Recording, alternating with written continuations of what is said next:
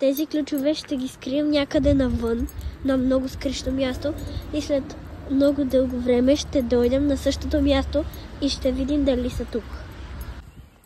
Имаме 5 минути, за да може да намерим някакво скривалище. Ще ги оставим в една изоставена сграда.